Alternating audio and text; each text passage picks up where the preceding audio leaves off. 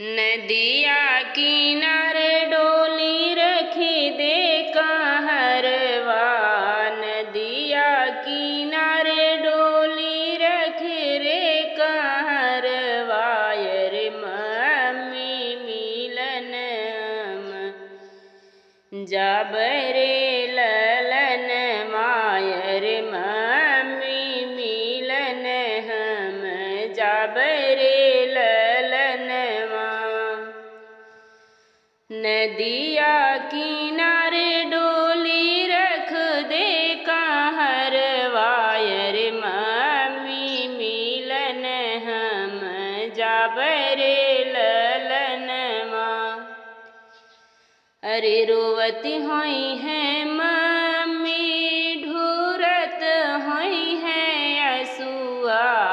रोवती होई है मम्मी भीगत होई है अचराय। रे पापा के कठिन करे जा रे ललन माँ। अरे पापा के कठिन करे जरे ललन माँ। नदिया किनारे डोली रख दे कहरवा। नदिया किनारे डोली रख दे कहरवा। रे चाची मिलन हम जब रे ललन मायर। चाची मिलन हम जब रे ललन माँ। रोवती होई है चाची ढूरत होई है असुआ। रोवती होई है चाची भीजत होई है अचराय। रे चाचा के कठिन करे जा रे ललन माँ। अरे चाचा के कठिन करे जरे ललन माँ।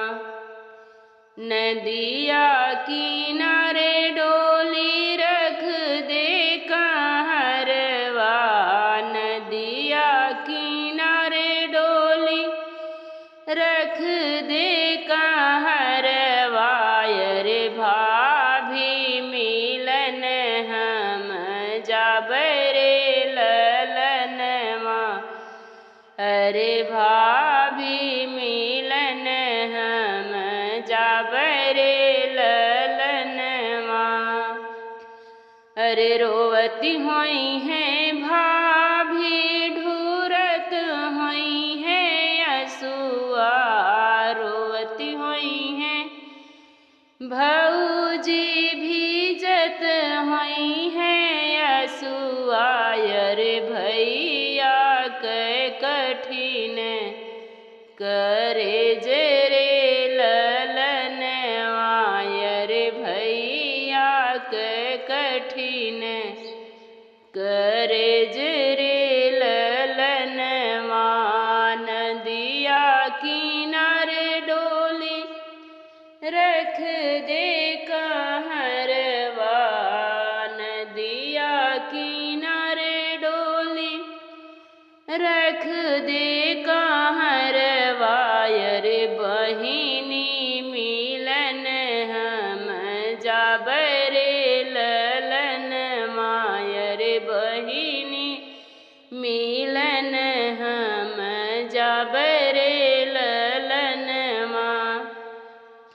रोवती होई है बहिनी ढूरत होई है असुआ।